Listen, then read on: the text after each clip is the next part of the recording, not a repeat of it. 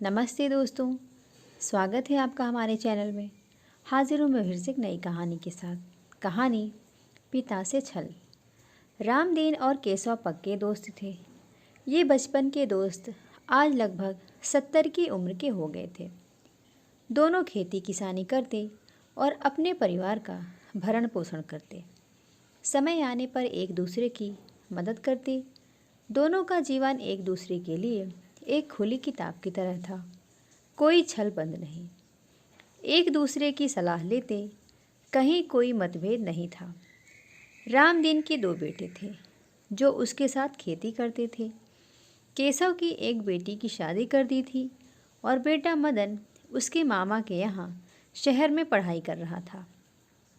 केशव को इस बात का गर्व था, मगर वह उनकी दोस्ती के बीच कभी नहीं आया।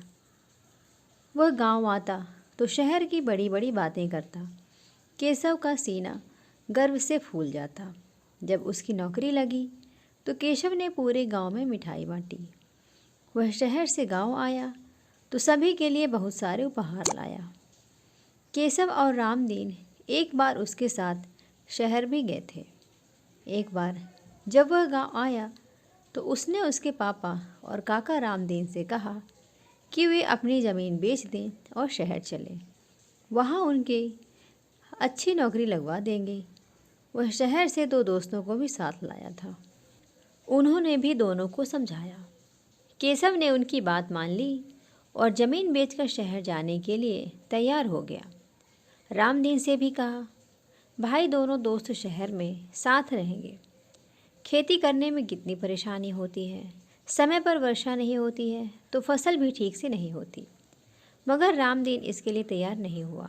उसने केशव को भी मना किया और बोला, भाई इतना जीवन गांव की मिट्टी में गुजार दिया, अब शहर जाकर क्या करेगा, यही रह जा।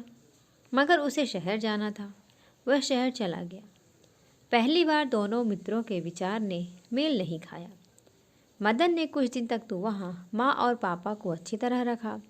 अपने पापा से कह रहा था कि वह जल्दी ही उनकी नौकरी लगवा देगा। 3 महीने बीत गए। केशव को अपने गांव की याद आ रही थी। घर बैठे बैठे वह उकता गया था। अब वह जब भी मदन से नौकरी लगाने की बात करता, वह झल्लाकर बोलता। केशव को समझ में आ गया था कि बेटे की बातों में आकर उसने धोखा खा गया।